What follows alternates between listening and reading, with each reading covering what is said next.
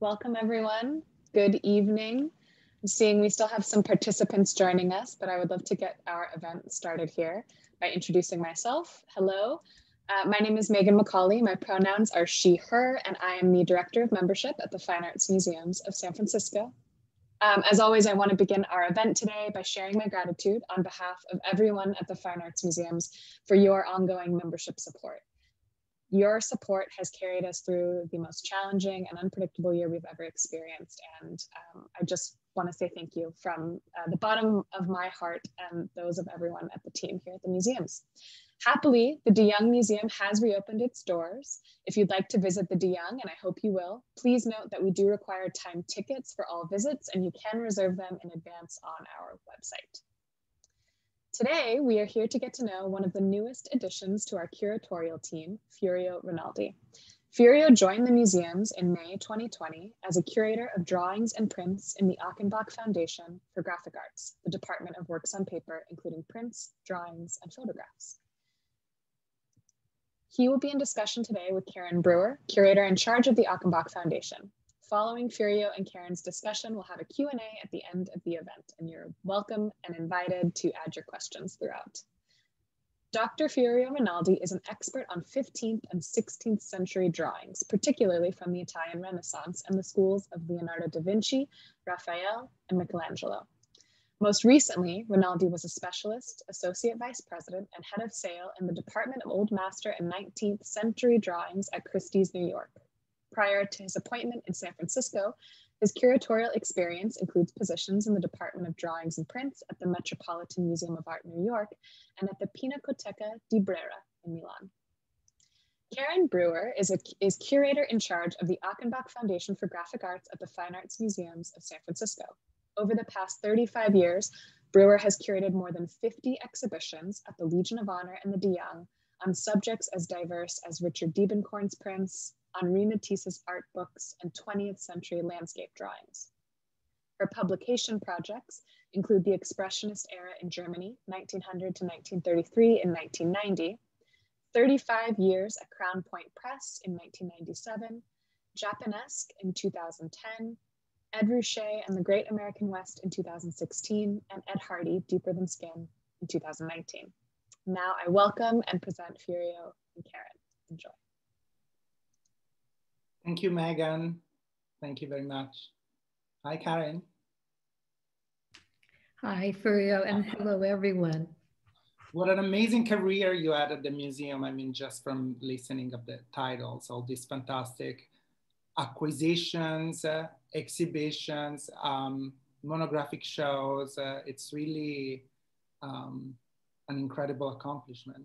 Well, it speaks to our wonderful collection at the museum that I've been here for as long as I have, 35 going on 36 years. So I'm really excited to talk about it today with you. Since you're new to the collection, but you've already kind of been digging in and getting to know it a lot better.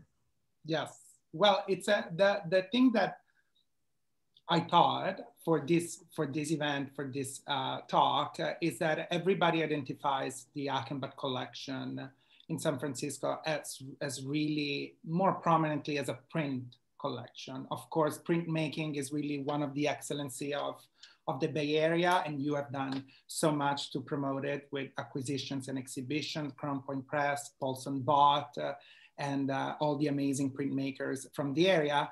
And today I wanted to shed a light on the lesser known, but equally interesting and surprisingly interesting sometimes, a collection of drawings, which really spans 500 years of incredible human creativity. As you know, drawing really is Giorgio Vasari, the great biographer and artist of the 16th century, called drawing the father of the arts, painting, architecture, and sculpture. So the drawing really envelops and encompasses all these incredible artistic activities. And let me share the screen so we can start the presentation. And roughly chronologically, we can start really drawing the history of our drawing collection with Moore and Hazel Achenbach. from whom the name of our department comes from. That's right. This slide of Moore and Hazel was taken in their home, which was on Buchanan Street here in San Francisco. They're in the attic of their home, which the Achenbachs had outfitted as a print study room. And you can see that there's a rather ingenious hanging system for prints that have been matted. And there was also a storage system which was sort of up to the standards of the day. And Moore and Hazel are looking at their collection. I should mention in this picture that Hazel was an equal partner in the collecting of prints with her husband Moore. She didn't spend her time as a stenographer or as a secretary to him, as this picture might indicate. In fact, we credit her with some of the purchases of contemporary prints in the early 1960s when American presses were developing. She apparently was the contemporary collector of the two of them. And she had a very assertive taste, it seems, and it would be very interesting to know more about her, in fact, and what she did. For Moore, we know that he was, of course, he worked in advertising. He was a draftsman himself. We have a couple of works also by him in pastel, and we'll get to pastel later. And what interests me also as a person who's interested in drawing, he designed his own collector stamp. The one, not the one from the Achenbach Foundation, the one from his personal collection, which is cataloged in looped. I find this very charming and fascinating. And so, as you said, he was mostly interested in prints, but he acquired en bloc a very interesting collection of old master drawings, which was early assembled by I believe his name was Richard Cogswell. He was it was Joseph Cogswell. Oh, sorry, yes. And he was the library superintendent for the Astor Library in New York. And we think that that Cogswell formed the collection in the early 19th century on his travels to Europe, on his travels abroad, which accounts for the number of Italian drawings in the collection. We also think that Moore Achenbach bought the entire collection at auction around 1938 or so. The collection had been in private hands in Europe until it was brought back to the United States with the purchase by Moore Achenbach. I am in fact researching a little bit on the early provenance of this funding collection, and I'm discovering that Cogswell bought most of his drawings in Naples, which explains why so many of our old master drawings are from Naples, from the central Italian regions, and we have 7 drawings, perhaps 8 drawings by Giuseppe de Ribera, the amazing, very hugely important painter from Spain who moved to Rome at the beginning of the 17th century and then ultimately to Naples. He was an important painter, but above all, he was also a printmaker and an incredible draftsman, as we can see from this beautiful drawing with a man, old man draped in a toga, pointing his finger in some sort of assertive gesture, which reminds us of of an antique world. We don't know if the figure is from the ancient world or is an actor. How can we say? Perhaps a model posing for him. But the interesting thing that I found as I'm researching all these drawings is that the same figure, the same typology recurs often in his pictorial catalog. We see it especially in these 2 very, very early paintings by Ribera. The one at far left, it was recently on the market, just last year, and the one at center is in Florence in the Fondazione Roberto Longhi. And I believe it was perhaps a model, a studio model, or an old man that he saw in Rome, because these 2 paintings date from his Roman years, not from his Neapolitan ones.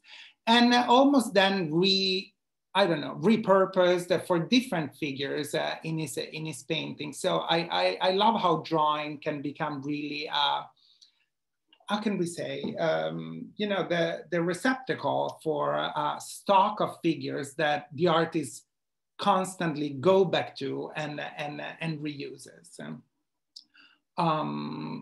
It's quite remarkable that we have all these drawings by Ribera, because although he's not a super rare artist, to have 7 drawings by him makes the Achenbach collection very, you know, important for to understand this beautiful, very, you know, he's a very dry, in a way, artist. He just uses pen and ink. So in such economy of means, he's able to capture really such an expressive figures and a deep sense of antiquity, I find. But moving on to the history of the drawing collection, when Achenbach died, actually before he died, he engaged with Gunther Troca, German art historian who moved to San Francisco and became his first curator of the collection. He was the first one who really made careful purchases specifically for drawings, because until then we had this, you know, mixed bag of old master drawings that Achenbach bought from Cogswell, but not much. He never bought specifically drawings, but Troca did. He did. In fact, he recognized that this was a huge gap in the collection, that there were not drawings to support the print collection. So when Mr. Achenbach died, he left an endowment for purchases, and Gunther Troca used that funding to buy a number of really wonderful drawings for the collection. He was an astute art historian, and he had an excellent eye. And of course, the market, he was accustomed to shopping, we'll say, when he made visits to Europe, and he knew the market quite well, and he knew a lot of really wonderful dealers. And so, in fact, this drawing came from Germany, from the Lippert collection. This by Domenico Beccafumi. I know that amongst our, you know, the people that are following us, there's a couple who particularly love Beccafumi, a very important Renaissance artist from Siena. Again, a very specific, distinctive drawing style. And this drawing was bought by Troca from Germany. And it's a very important drawing. First of all, I like it because it really expresses what a Renaissance drawing is. You see the overflowing growth of ideas all in one sheet, you know, the 2 angels figures that are really, you know, growing from each other in a very dynamic and inventive way. The drawing main study for the young girl was for the fresco in Palazzo, formerly known as Palazzo Venturi, in Siena, a commission of the 1520s circa, and you can see the beautiful, you know, elegantly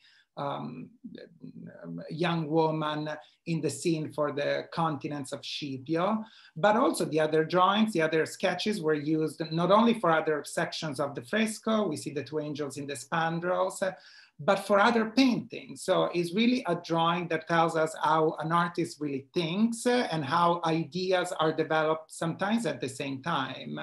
In this case, as you see, the same figure, the same main woman was reused for the figure of the Virgin blessing her child in the Tondo, in the Doria Pamphili collection in Rome. Furio, is it common to have studies for multiple paintings in a single drawing, as in this sheet? It is. It's really, how can we say, in the practice of a Renaissance workshop, the painters were usually gathering as many commissions as they could, you know, to keep things going, to keep the business going. And in order to do that, they had to prepare, you know, their paintings, their fresco sculptures at the same time, and sometimes really drawing gathers ideas for different subjects, as in this case. And it's a fascinating process because it also helps us to understand, for example, that this tondo and the fresco in Siena were done at the same time because the drawings for both commissions were on the same sheet. So the drawing also functioned as some sort of historical document that helps dating the works. We move forward to, in the Achenbach drawing collection history with this, Karin and I couldn't resist to illustrate this fabulous drawing by Louis-Léopold Boilly. So we're much later, French, early 19th century artist, a large figure study that you see at right, for a painting called The Vaccination, the Inoculation or the Vaccine, which is now in London. And you can see it's very, it's delightful, the way that the artist depicted the scene where the young baby is vaccinated. And the drawing that for the figures at the museum here are for the young mother that is kind of, taking care of one kid that is playing with a cat, while the older sister, she's afraid of the vaccine because I think she's the next in line to get her vaccine shot. And this drawing comes from the collection of Georges de Batz, who's a French dealer, who arrived in San Francisco in the 60s, Karin, or perhaps earlier? I think it was perhaps maybe even earlier. He was a very eccentric Frenchman. As you said, he was a former dealer, and most of the drawings in his collection were French. They were all elaborately framed when they came to us by way of a purchase. And as you have noted, and many other scholars have before you, that he gave highly inflated attributions to many of his drawings. I'm not sure that was reflected in the purchase price, but at any rate, we ended up with some beautiful sheets like this one. Yes, it seems that as I go through the collection, it seems like the artists with a name are often wrong or inflated, as you rightly said. But the B artist, like Boilly, for example, is not exactly, David, but are always right, and they're often very, very good examples, and especially the French artists are particularly good. We have a good collection of Chassériau drawings. The Boillys are very, very good, and I think this acquisition of the Georges de Batz collection really helped us making our French drawings stronger. And in fact, shortly after, Harris wrote her catalog of the French drawing collection at the museum, which is really the first systematic catalog of our graphic holdings. Anyway, moving on to later acquisitions. This one was done in 1976.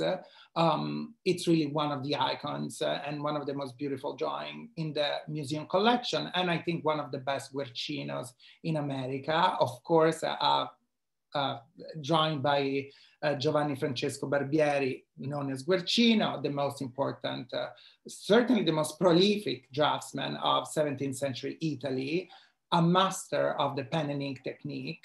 You can see it's really, used with such vitality, competence, and confidence. And it's still presented and still pasted down on its 17th century mount, so a period mount, which is very rare to find in all master drawings. You see with this kind of abstract lines going around it. It's called the Gennari mount because it said that the nephews of the artists were drawing this mount and collecting their uncle drawings within this mount. But later, most recent scholarship rather think that they were done by a Bolognese dealer from the period, Francesco Forni. Here are some beautiful details of the drawing, which I absolutely love. It's the Saint John the Evangelist meditating on the beginning of the gospel. You can see the writing there, in principio erat verbum. At the beginning was the word. and you can see every single stroke and the beautiful technique that he uses, which really is reminds us of the, you know, dot and line technique that artists use for the printmakers adopt. And we put here a nice comparison to see how really Guercino, who's deeply involved in printmaking, there's a constant dialogue with etching and engraving techniques. And that is also something very specific to the Achenbach collection, this constant dialogue between drawing technique and printmaking technique. So, Furio, you know, I'm not going to resist telling the funny story about impressions that certain people have had about the dots on St. John's face, which appear to many people today as beard stubble, quite a fashionable men's feature these days. But in fact, you know, St. John is always depicted in a very youthful way. He was the one apostle who's hardly ever depicted without a beard. They were all bearded apostles.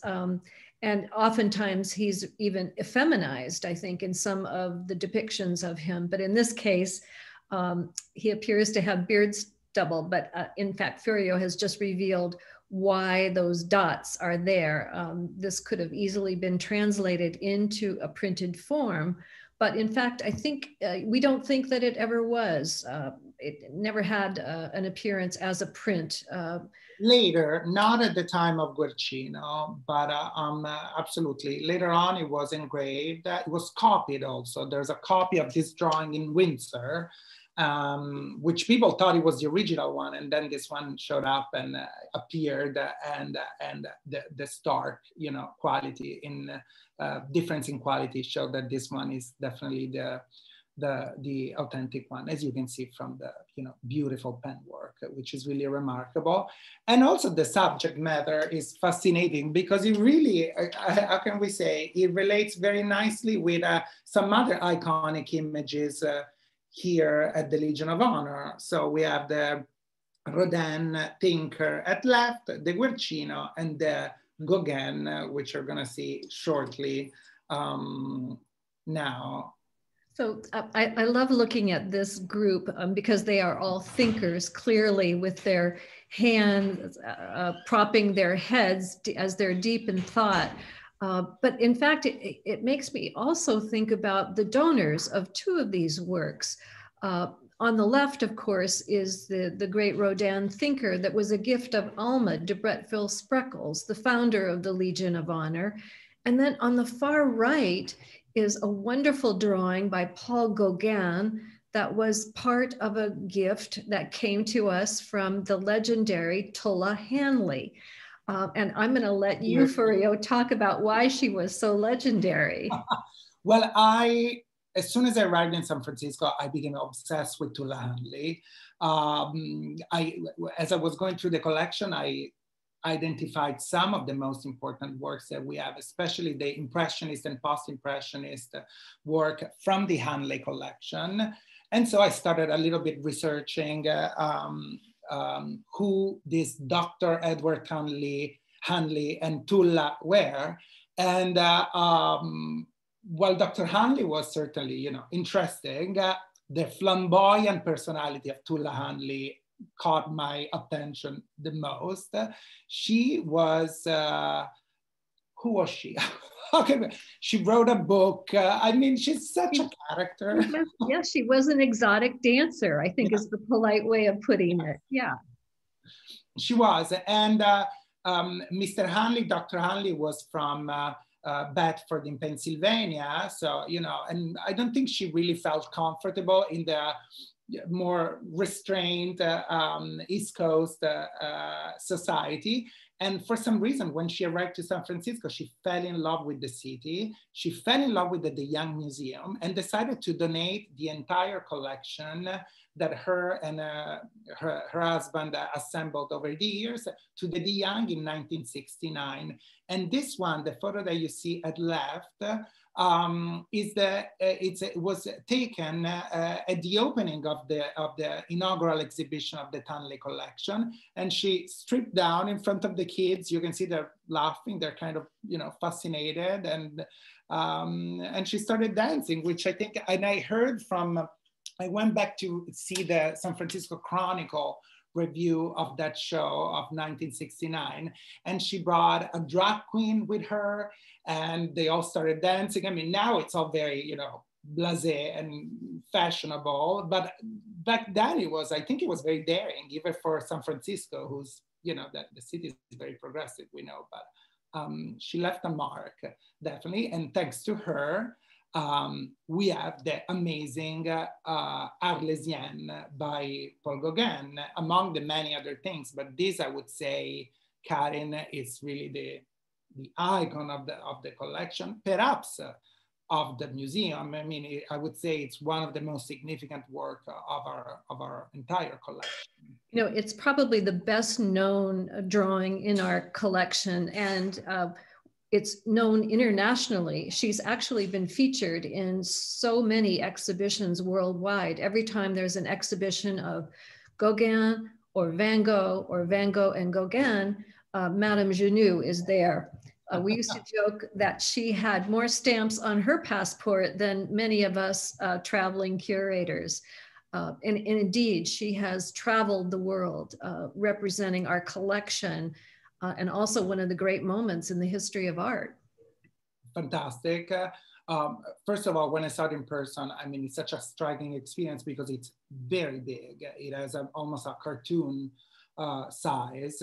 And in fact, it was used almost as a cartoon, both by Gauguin and Van Gogh. It's I mean, where to start with the Arlésienne? It was done by Gauguin in Arles. He spent these 9 weeks visiting Van Gogh in the fall of 1888. And these 9 weeks have become really legendary because of the exchange that it nurtured between the two artists, and really the significant artistic engagement and exchange that happened between the two. Madame Genoux, whose name is Marie Julienne, was the owner, together with her husband, of the Café de la Gare in Arles, which was featured in a beautiful, very famous painting by Van Gogh. And it became really the place where Van Gogh and Gauguin were going almost every day. And Gauguin started drawing Madame Genoux in the late fall of '88. First, as a preparatory drawing for the night at the cafe that you see at right, the painting at the Pushkin. And then this is really the tragic time where Van Gogh kind of lost it and cut his ear. So there was such a turmoil and a chain of events that Gauguin left rather abruptly Arles, and behind him he left many works, paintings and especially drawings. And based on the Arlésienne drawing in San Francisco, Van Gogh produced a series of 4, perhaps 5, here I illustrate only 3 painted versions of the Arlésienne, which now are in Rome, in Oslo, in Sao Paulo, and in a private collection. And they were each donated to significant people. As you know, for Van Gogh, the personal relationship, the personal engagement is really essential to his art making. And the version in Rome was donated, I believe, to Theo Van Gogh. The other one was donated to Gauguin. Another one was donated to Madame Genoux herself. And so this image, the replication, the reiteration of this image made it so famous and renowned. And I don't know, it's a drawing that, this is what I really love about drawing. They really tell stories. They really open a window to incredible, about not only the artistic process, but the relationship, the different inputs that an artist was going through at that time. And thanks to Gauguin really polished, precise, linear technique, Van Gogh really made a step forward in his pictorial journey, and attested by the fantastic paintings of Madame Junot. Another work, fantastic work from the Handley collection, the Mary Cassatt, young girl with a hat. I just also, this is a very large drawing. The size, its sheer size is impressive. And we illustrate it because it's a little, how can we say, preview of the exhibition that we're working on, dedicated to pastel drawings, which is going to open in October. The precise dates you can see here, from October 2nd, 2021 to February 13, 2022. It's a beautiful example of pastel drawing. You can see the chalky, almost confection finish, uses of the pink, the peach pink, the blue, and it's almost looking like to a fresco here. You see, it's very, there's a timeless feel, but also they kind of, how can I say, washed. I don't know, pastel more than anything gives you a sense of time that is really poignant. And Karin, do you want to talk about this one? Well, this is not a drawing, as much as it might look like one. It's a color aquatint in dry point by Mary Cassatt, who Furio just discussed with her pastel technique. She was also an experimental etcher, quite adept at etching, but she ventured into color etching and aquatint with a series of works dedicated to the Japanese oeuvre of the Japanese artist Utamaro.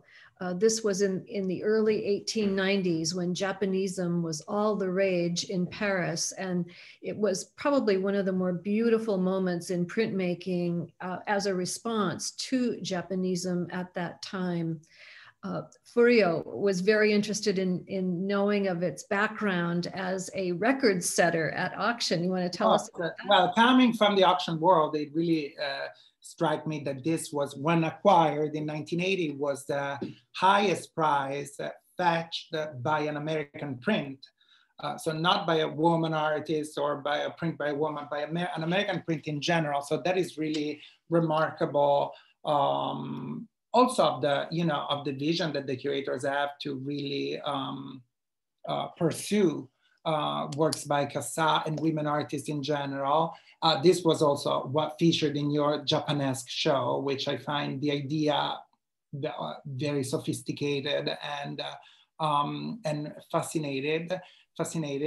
And I don't know, I find it that, again, studying the collection and going through the collection, the purchases, the different curators that have worked here, the relationship with the Eastern world and with Japan, it's also another thread. I would say Günter Trocke, correct me if I'm wrong, was the first one to expand the collection towards Japan and buying not only the golden age of Japanese printmaking, but also later prints, which at the time were not really even studied. That's right. No, we have a very, very good collection of Japanese prints, and it was supplemented by Trocke in the area of modern 20th century pre and post World War II prints. But it was Robert Johnson, actually, my predecessor, who acquired this particular aquatint at auction. And it was, as you say, a record price. But we now look back on it, and the prices that these prints by Mary Cassatt are fetching at auction, and it seems like a downright bargain by comparison. So we were happy to have it all these years, and it's one of the examples, one of the comparisons we can make in our French print collection that so beautifully illustrates examples in our Japanese print collection. This relationship between the two artists or the two countries when Japan opened up to the world in the 1860s. And more than with other, I think, artistic expressions, I feel that we works on paper, drawings and prints. we can really trace unity and unite, different cultures, different eras. Of course, the linear appeal is very prominent in the Far East and in Japan, but also pertains many Renaissance drawings and many artists from 500 years ago. So it's works on paper really, how can I say, they encourage some sort of dialogue and unity between different cultures. Especially with Mary Cassatt. And this also points to her tremendous capability with color, both in pastel, as you illustrated with the drawing, but also in printmaking. I mean, she just had a remarkable eye for color, and it figures very importantly in her work, especially her color work, her color aquatint series. Yes, amazing. I really love this work, and I love her work in general. As I worked on the pastel exhibition, I really rediscovered her talent. Really a fantastic artist in many media. I wanted to point out, since we're talking about provenance and collection history, that this pastel by Mary Cassatt was owned by Degas, no less. So very, very important provenance. Degas had an extensive art collection, but only to Mary Cassatt, who he was friend with, and she posed as a model for his pastels and paintings. And this one was one of the selected works that belonged to him. So shifting from, you see a woman seen from the back to a man seen from the back, this fantastic draped man kind of, walking and leading us to something, we'll see where, which was recently donated last year, 2020, from the collection of Joseph and Deborah Goldin, who many of you, of the people who are listening and watching now, may know, as the museum hosted an exhibition on their fantastic, supremely sophisticated collection in 2006. Karin and Joseph Goldin also had, his story with the museum is very long, and it does. It goes back many years. Dr. Joseph Goldin, I think he is an MD and a PhD in art history, but he's just a remarkable collector and scholar, and he's been a true friend and advisor to curators at the Achenbach for many, many years. He can tell stories about working with Günter Trocha back in the 1960s and set in early 1970s. But he's been intimately involved with our drawing collection and our promotion of it. He was a co-author with Robert Johnson of Master Drawings in 1985. And then in 1995, he authored an essay on drawings on the Achenbach and its collections for Treasures, the exhibition and publication that opened the remodeled Legion of Honor that year. And then in 2006, a wonderful exhibition called Judging by Appearance was shown at the Legion of Honor, and it was entirely from the Goldin collections with wonderful selections. Some of the selections have been gifts by the Goldin family to our museum, including a stunning Henri Matisse drawing and also an amazing Archil Gorky drawing, which we're very, very proud of.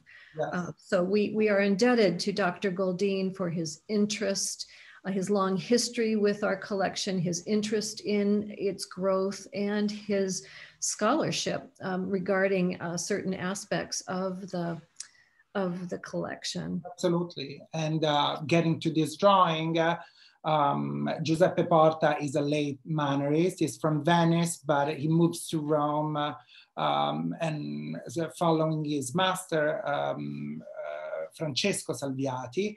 And this drawing, aside from the art historical,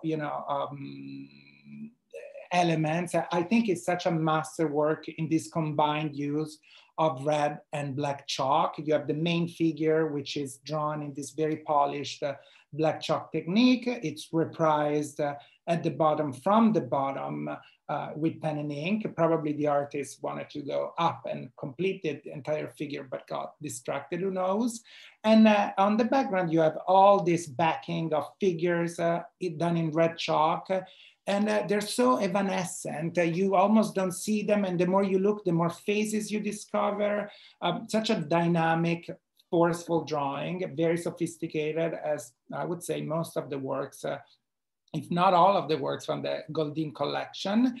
And also very important because it's a preparatory drawing for what is Porta's certainly most important endeavor as a fresco painter, the decoration of the Sala Regia in the Vatican. The Sala Regia is the hall that precedes the Sistine Chapel. It has a very important political value for the Pope and the Vatican establishment, because it's where the Pope receives the ambassadors and the kings and now the head of states from all over the world. And so the entire concept of the room is themed around the political power of the church. And since Porta was from Venice, of course, he's assigned the scene where Frederick, the Emperor Frederick, bowed down to the Pope in Venice. You can see the beautiful Basilica of San Marco on the back. And our figure is not really, doesn't have any narrative value, but rather compositional one, because really leads the eye of the viewer, of us, towards the center, is leading to the center of the composition where the action happens. Hence the importance that the artist gave to the figure on the drawing. He made a drawing specifically to that figure to establish it very well. It's a welcome new acquisition to the collection, which joins other beautiful Mannerist, late Mannerist drawings. We have fantastic drawings by Cavaliere d'Arpino, Perino del Vaga, many others. So it fits the collection very nicely, and it has an incredible wall power when seen in person is just striking. So we, of course, invite everyone to see the collection. The museums are closed now, but they can explore the collection online and see all these works online. We're working now on a recataloguing process of the entire drawing collection, but they're all beautifully illustrated. And I learned and read that Achenbach, or perhaps the museums in San Francisco, were the first one to have an online catalog after the 90s reopening, after the Loma Prieta earthquake. Is that correct? That's right. Well, I think it was certainly the largest collection database that was on the web, which was in its infancy at that time. And you could address thinker.org and you could see the entire Achenbach collection, or about 90% of it, that was digitized, imaged, and a brief catalog entry online. And we existed for a really long time as the most complete collection database available at that time. Of course, many museums have caught up with us by now. But we're working to improve also our online presence, and especially the information on the cataloging information. But that is really remarkable how forward the museum were in terms of its online presence. And hi, I'm back. Megan, hi. Hi. Thank you so much for the presentation. I did not know that that was true about the Fine Arts Museum's virtual online collection. So wonderful to learn something as well. And are you ready for some questions? Ready. Okay, fabulous. So we did have some members and donors submit questions in advance. So I'm going to take a couple of those from the top. And the first one comes from Sarah Etheridge. Sarah asks, have you come across any hidden gems, or were you surprised by anything that you found in the collection? Yes, definitely. especially from the initial Achenbach bequest, which it is some sort of a, you know, a mixed bag, for the lack of better words, in terms of quality. But this is what I really love. This is where you can really find some treasures. And I have made many, many new interesting discoveries and new attributions, which are going to be revealed shortly. Ooh, exciting. Okay, a little teaser. Okay, our next question is from Alan Templeton. And Alan asks, what areas of the European drawings and prints collection would you like to see improved with new additions? Where do you see value in today's art market for high quality drawings?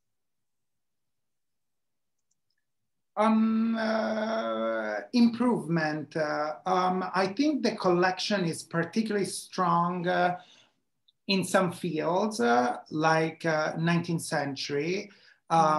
This is really the legacy of curators who had particular, you know, interest in that field, as well as in particular techniques. For example, when I went through the collection for the first time, I realized that the pastel holdings were particularly good. So we should think not only just as in geographical terms or chronological terms, but as we said with Karin before, really works on paper as a whole, and to think in a more anachronic, perhaps, way. And this is going to be more clearly shown in the pastel exhibition. Of course, another field of strength is printmaking. I mean, Achenbach is a center known internationally for its excellence in holdings of printmaking. We acquired entire archives, Karin. Yeah. Yeah, I should remind people that the Achenbach is a collection that is very, very large. It's international in scope, and it begins, I think our earliest print in the collection is a 12th century woodcut. And our most recent work was done in 2020. So we collect art from the past, but also we keep up with the art of today. We're constantly adding new things to the new prints and drawings to the collection. I'm constantly on the lookout. Modern and contemporary is my area. So I'm constantly on the lookout for works on paper that enhance our collection holdings. I have a specific eye for Bay Area, contemporary, modern and contemporary art, and I'm, you know, very involved in acquisitions. Of course, we have limited funds. We can't do everything. Our pockets are not that deep, and Furio and I have to find a nice balance between the two of us as to what we acquire at any given time, given the funds that we have to work with. But we agree. We always agree, right, Karin? Yeah. Always. Always. And yes, and to the point of acquisitions and support, I just want to point out that this year, Megan, is a very important year because it marks the 50th anniversary of our support group, the Achenbach for Graphic Arts Council, which was founded exactly 50 years ago. It's a fantastic, big group of drawing enthusiasts, collectors, people who want to know more about works on paper, and they have supported many, many acquisitions over the years. So we're very, very grateful for that. Thank you. Yes, thank you to the council members, who I know are also all museum members as well. So we really appreciate the support. I mean, twofold. That's wonderful. Now, you may have kind of answered this question in your previous response, but Anne Woodhouse did ask about strengths and weaknesses of the collection and then in each of your backgrounds and trainings. And Karin, you mentioned that you really have an eye on modern and contemporary, but would you like to share anything else, either of you, about your backgrounds and particular interest? But my background and interest, well, as you said in my little bio at the beginning, my expert and main field of expertise is Italian drawing, mostly 15th and 16th century, so early and high Renaissance.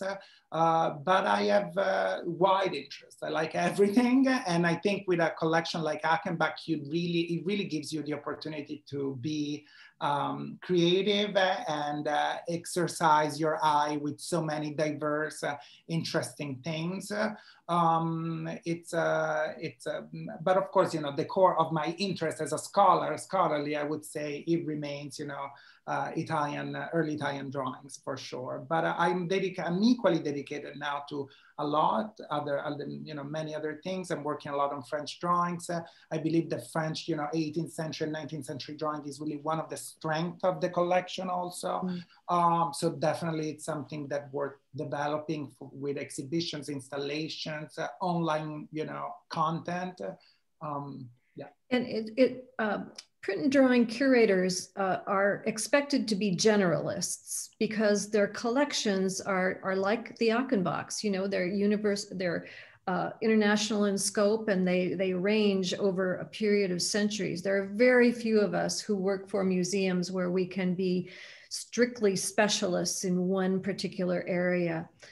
So Furio is right. He has a specialty in an area of old master drawings, specifically Italian drawings, but he is spreading his wings and getting to know contemporary collections and contemporary drawing techniques and incorporating them into exhibitions and thinking about them in terms of his exhibitions going forward. So we all have our specialties, and we love and would love to devote years and years and lots of money to those specialties. But in fact, our obligations are as generalist curators. With a scope like the collection, and with a scope like the scope of the collection of Achenbach, it seems like impossible to do anything but, really, is what it demands it. Yeah, absolutely. Yeah. That's why, you'll see us producing exhibitions that are, one exhibition might be on German Expressionism, another exhibition might be on Japanese prints. Right. Furio is doing pastels, which incorporates art from the Renaissance to the present day. So the last work was done in the pastel show was done by a contemporary artist, of course, who did it during the pandemic last year, and we. That's right, yeah. Yes. And she I saw her work exhibited in the De Young Open, and we acquired the work from that exhibition. Furio and I consulted because it was a pastel, and he said that it was of great interest to him for inclusion in the exhibition. Did it surprise you, Furio, to see a work of a pastel work in the De Young Open, or was it unsurprising to you knowing that it's like such a timeless medium? Well, it was surprising to see the Young Open. It was such a fabulous installation. But for pastel, I was not that surprised. I believe the greatest master of pastel is from here, is Wayne Thiebaud. So I'm not surprised that the medium is so popular, especially in the Bay Area, because it really helped to popularize it to newer, younger generations. I'm seeing a question about how many drawings by Leonardo and Michelangelo do we have? Yes, have you counted them all? How many? Well, Barbara, Michelangelo is a rare draftsman, so to have even one is a big deal. And yeah, one, in fact, which is a fascinating drawing, a sketch for a marble block with his measurements on top. So it's almost like an historical document, which he used when he was in the marble quarries at Carrara. He was putting together marbles for the sculptures in Florence, and he drew this sketch of the marble block that he wanted to use. So very, very interesting. Also, Saturday or Sunday is Michelangelo's birthday, I want to say. So yes. And how many by Leonardo? Not by Leonardo, but we have a beautiful sketch by one of his direct pupil. Probably Melzi, I would say, and it's a caricature. It's a pen and ink caricature, very, very well done, very high quality by probably his direct hair. And in the pastel exhibition, we will feature a work by Lanino, who's a follower of Leonardo da Vinci. And Leonardo was a great, contributed greatly to the history of pastel because he was the one who wrote about it. It was probably the first one to formalize the pastel technique. Okay, I'm going to ask a couple of questions from our live Q&A here too before I forget, but a couple have been about how to see works from the Achenbach on view. So One question is the collection on display regularly? What are the plans for upcoming exhibitions is another one. I know you've mentioned pastels, but can you speak to what are the best ways to see the collection? There are on display regularly, shuffled in exhibitions. We have the Anderson Galleries at the De Young, which feature constantly works on paper from the collection, and the pastel exhibition, which opens in October 2nd to February. It's, you know, entirely, mostly drawn from works on the collection. So that is going to be really a big celebration for. We also have a wonderful little gem of a gallery at the Legion of Honor called the Logan Gallery of Artist Illustrated Books. And that has rotating exhibitions of artist illustrated books, mostly from the Logan collection. Currently, there's a wonderful show, which we hope you all will be able to see when the museum reopens in April, that features the avant-garde books of Ed Ruscha and Diderot. That gallery just exhibits usually between 10 and 15 books at a time. It's a very intimate viewing experience, but it's incredibly rewarding and is an important aspect of our collection that we like to show off. Yeah. And Lowell Teschmacher asked how many old master drawings are in the collection, how many drawings out of. So the collection of drawings, it's roughly 11,000 drawings. Wow. Yes, it's large. And I would say old master is half of it. Yes. And then the rest is 19th century and 20th century. Yes. And so I think this leads into this question from Lori. Are there works in the collection that you like absolutely can never lend out that are too fragile to leave? I think it's a question more for our fantastic paper conservator, Victoria Binder, who has final saying in these instances. Generally, not to overwhelm you with pastels, but it's really one of those typical cases that lending pastel is very difficult because the powdery material is so unstable and difficult. So we, many institutions avoid them to travel, but it depends by the case, of course. It's true.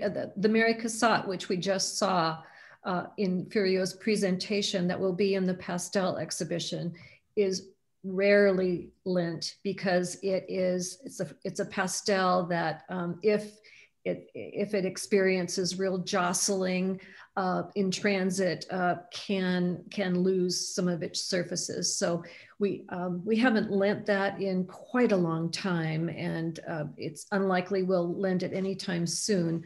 And there are certain. We're very grateful to the institutions who are lending to the pastel show. Of course, we can do it. When it's only transportation between storage and the exhibition gallery, it's pretty easy travel. But there are certain Japanese prints that we don't lend anymore, and we don't exhibit them either. And there are also some watercolors, particularly watercolors by Winslow Homer, that have seen too much light in their lifetime and are rarely, if ever, exhibited. Only for the most important exhibitions do we allow them to go out into the world. So interesting, because I think when we hear you talk about masterworks, old masterworks, you think that these are these timeless works of art, but what you're saying is in some ways there is a timeline that for your ability to see them. I'm going to sneak in one final question, if you don't mind, Furio, from Lawrence, who asks, what do you buy for your home? Like for food? Like what art would you buy? There you go, perfect. Too much pasta, unfortunately. There's kind of a restriction, a curatorial code of ethics, which requires that we can't compete with our own museum collections. But that's typically not a problem for print and drawing curators, well, print curators anyway, in that we can buy duplicates. If we can afford them, we can buy duplicates of prints that are already in the collection, as long as they are of equal quality and not better quality than that the museum owns. On our salaries, I think you would agree, Furio, we can't compete with the museum's collection. No, we can't compete with nobody. So I collect Japanese prints, and Furio, you reveal to us what you collect. Well, I was lucky that my father was a photographer, so I have many of his beautiful photos that remind me of him also. that is really what I treasure the most. Thank you both so much for your time and for sharing this information, both about your own backgrounds and also about the Achenbach collection. It has been so nice to be part of this conversation with you. And we've gotten many messages echoing those thanks in the chat, which we'll share with you later. Wonderful. We'll see And, you. absolutely. So thank you to Furio and Karin. I also want to thank Lindsay and the other members of our behind the scenes special events team who have made this possible. Sorry, go ahead, Furio, I cut you off. Thank you, Lindsay. Yes. Yes. Thank you so much to the team behind the scenes. Thank you to all of our members, donors, and supporters who are watching tonight. We are so grateful for your support, both at the museums and while you're at home watching here on Zoom. The DeYoung is open, and if you have not yet made a reservation to visit, please visit our website at deyoung.famsf.org, or you can email membership@famsf.org to reserve your spot.